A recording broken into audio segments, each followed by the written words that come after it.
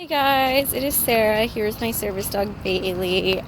We are on an off-duty walk right now. We are at a conference. It's the International City County Managers Association conference in Nashville. Because I'm interested in a career in local government, and students are able to attend for free. I went with a group of other students in my cohort. So it has been quite an experience, although I know that requires Bailey to be on all day. So I did wake up extra early for her to get this nice off-duty walk. She doesn't need to heel. She needs to behave, but not, on the service dog level. So we are just walking around. Yeah. So I will update you guys on how the conference goes.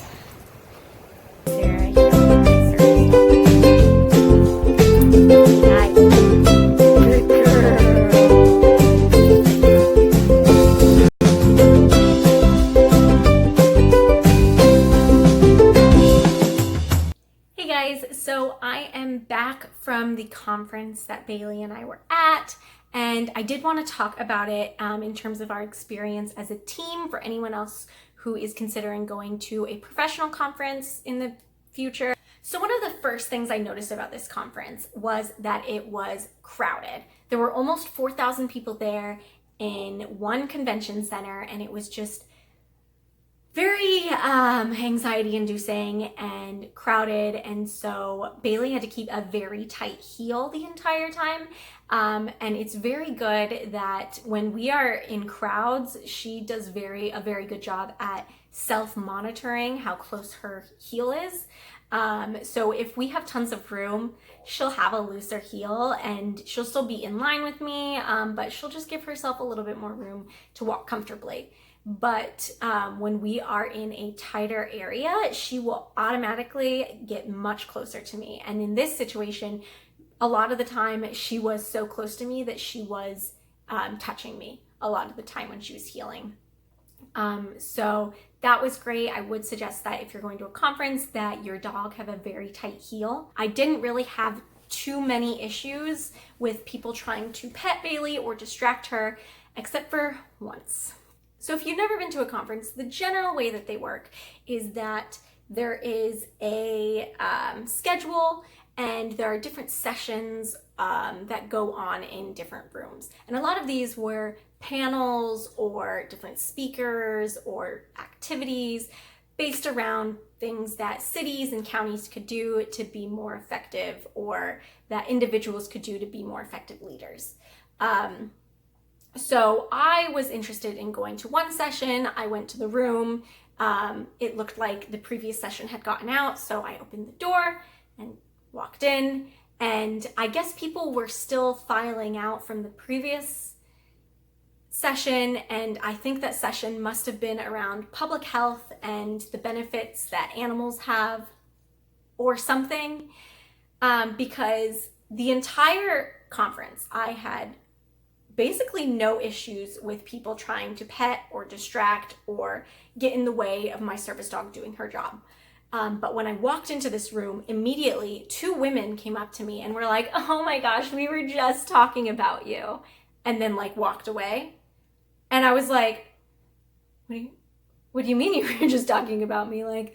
I'm a student. I'm not even a full professional. And then I was like, okay, wait, it must have been about the dog. They must have been like, oh, there's this one girl with a dog here.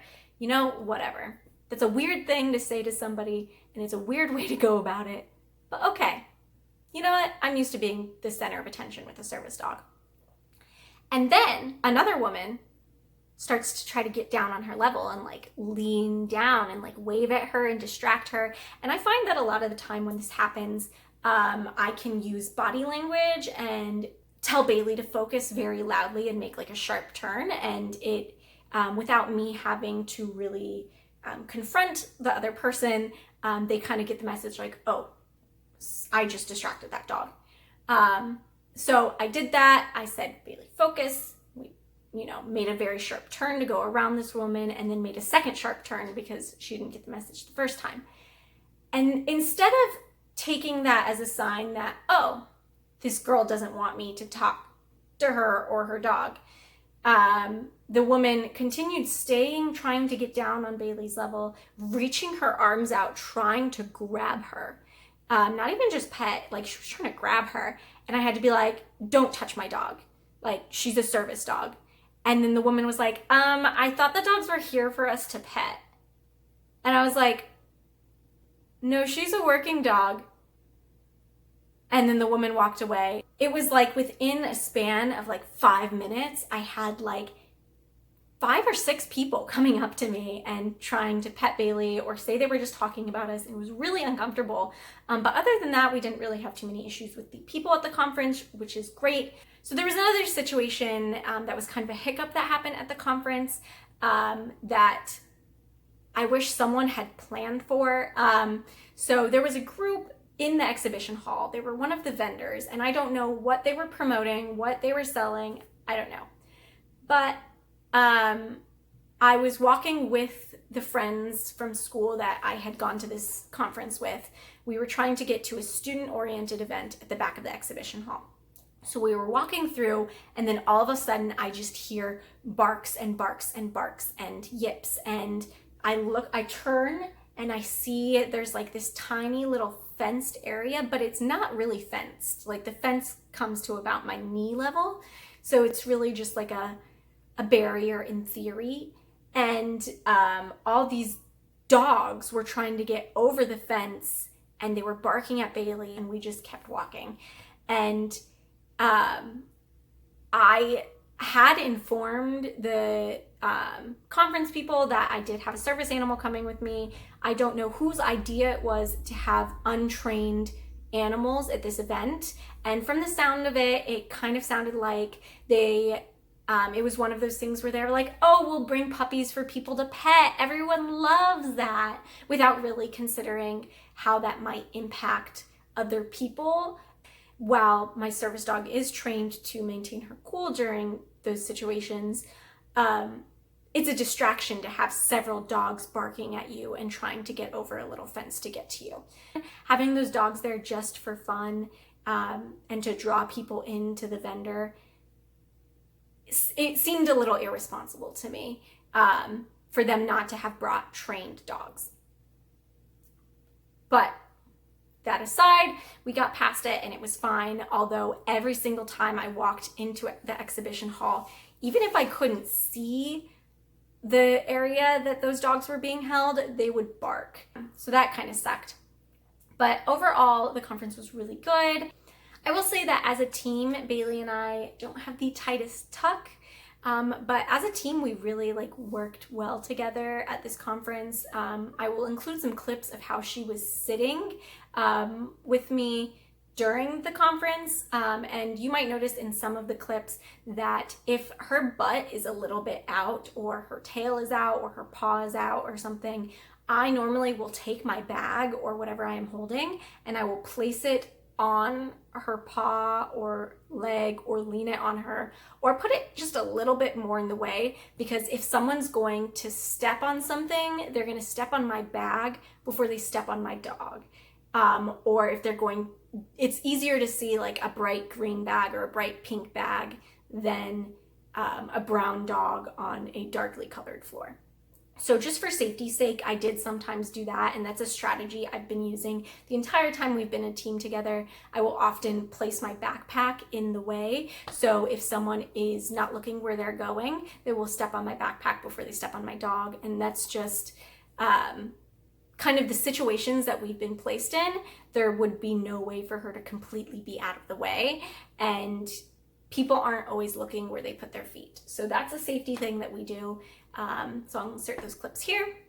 Guys, you're the new guys. I'm like, yeah. He goes, yeah, I don't really understand what you do. And I kind of looked at him, I'm like, I hope you understand what we do. You just spent quite a bit of money in our company. He's like, yeah, I don't need to understand it. People work for me, think it's important.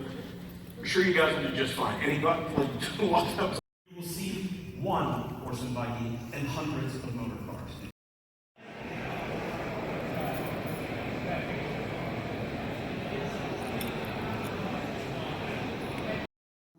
and why it's important for these organizations to embrace an equitable development approach in the face of the many political, social, and environmental. And last but not least, I will just mention that this conference took so many spoons. It was exhausting. And if you are planning to go to a conference and you have a disability, I would strongly suggest that you plan time to take a break. Originally, I really just wanted to go to as many of the sessions and lessons as possible, and I really wanted to jam pack it so that I could get as much out of this conference as possible. But the reality is, if I was doing that, I was really burning myself into the ground. And so what we ended up doing is on the second day, we actually went to the car and took a nap in the car halfway through the day.